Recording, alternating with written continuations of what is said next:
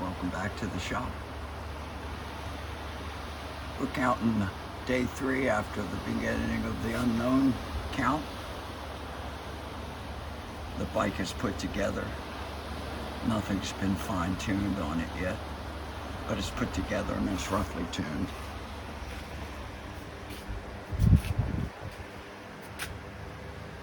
Yesterday brake cables got threaded. That's not too hard actually. It's quite simple, but there's a little bit of a trick to it. I'll explain later.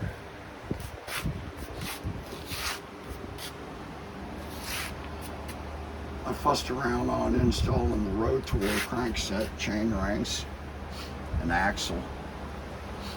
The instructions aren't entirely well written, in my opinion. I'll tell you what my opinion is of the instructions. The impression I get is, having put the things in and figured out all the little things you have to figure out, it's not much, but you do have to get spacers and O-rings set up properly, and there's a little nut there that's a preload nut for the non-drive side crank. My impression is the instructions were written by somebody that's put together one of these bottom brackets, which is as it should be. However, the next step in that process would be to pass those instructions, first draft, to somebody like myself that had never installed a Rotor crankset, and let that person come up with the half a dozen questions I had that I sent to Joel at customer service, which he was quite readily responsive and helpful with his replies. But then that person, such as myself, that had never installed a Rotor crankset, would have a list of little questions like, the O-ring goes against the bearing or the O-ring goes against the crank arm. Which of these O-rings you sent me goes on which side of the axle, or does both sides get the same size O-ring? Stuff like that. And it's not hard, and having done it, I reread the instructions. I'm going, well, that makes perfect sense, but it makes perfect sense having done it once. Everything's easier after you've done it once. I could put this bike together in a day and a half, probably, next time. Anyway, figure out the little idiosyncrasies, like on the Ultegra brakes, there's a little hex screw here that is a limit screw. And one of these pivots has a arm end that this screw touches. Since this is a dual post direct mount brake, there's no shifting the body of the caliper one way or the other to center the wheel in it, or the center of the calipers over the wheel. You use this thing, you just crank it in and it moves the calipers this way a little bit, crank it the other way, moves the calipers this way a little bit. It works just fine. Anyway, I'm pleased with this, but I got all the fine tuning to do. I got to download the E2 Project app on my phone to set up the DI2.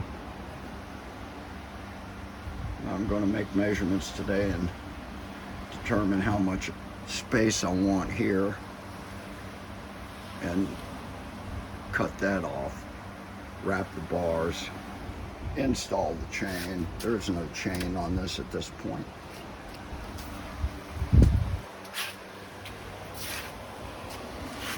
I got Supacaz Kush bar wrap. I like that color. It's going to go well with colors of my frame. And I got some orange on the chain, which works with the orange on the logos. Supacaz says it's 2.5 mil thick, but it's got extremely fine edges, so it's going to be easy to overlap and easy to work with. It also says it's 70 grams a pair. And that would include these bar ends, which I'm not going to use because I have something else. But without the bar ends, I weighed the stuff and it's 44 grams. So that has to get degreased, get all the factory grease off of it, and then I'm going to wax it with a mix of paraffin and PTFE nano powder. And this I ordered a few days ago so that I can check to see if there's any gap whatsoever on the drive side flange of Hambini's bottom bracket. I don't think there is, but in another video I was commenting about the rotor axle being machined to a tolerance that's 0.003 millimeters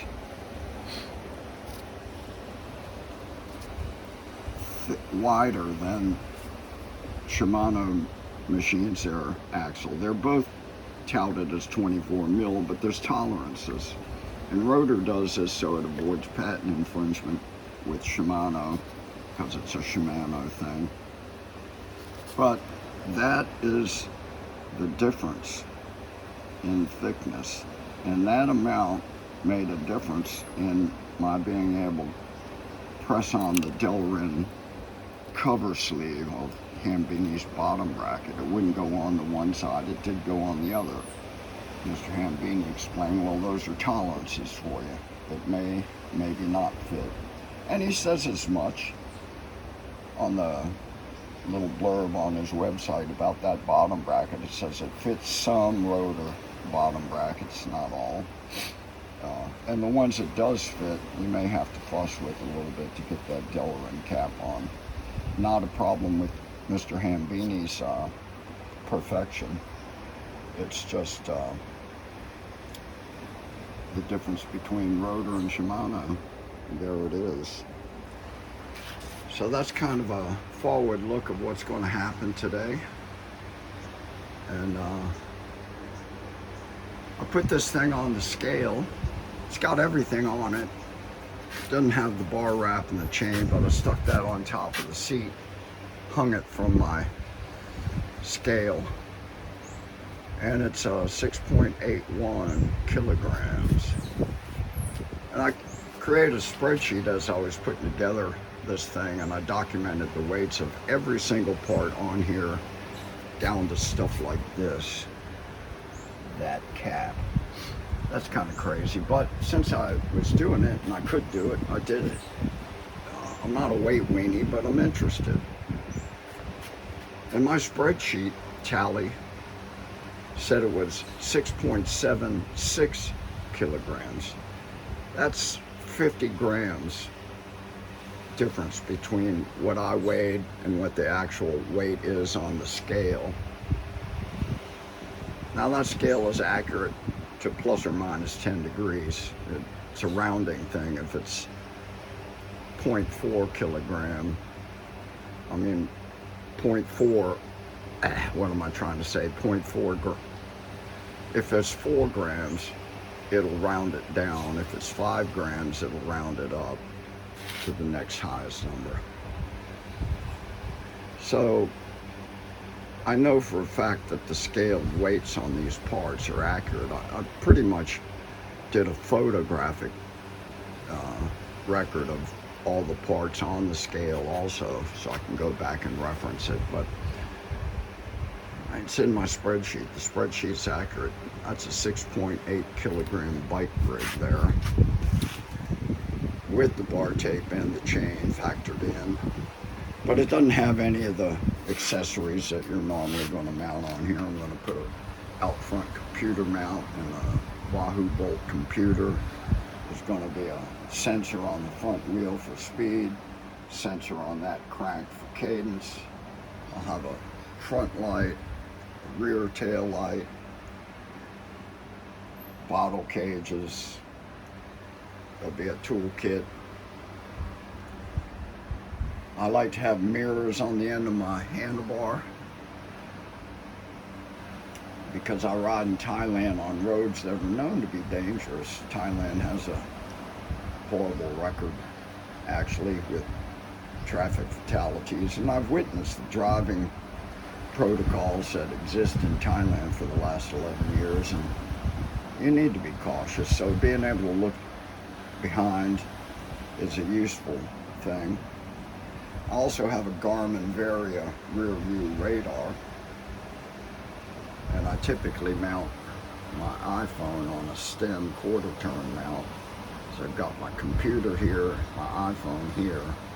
The iPhone has a big display which shows the Garmin Varia radar display, flashing lights and audible alerts and all that. It's a great thing. I would recommend you get it if you ride on the roads. It's a game changer, basically. I hate to use that word, it's overused, but it does change the game for safe riding.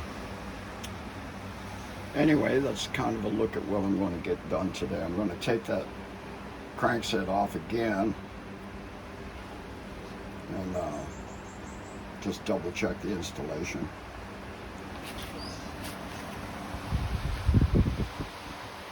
Welcome to the shop. We'll see what happens.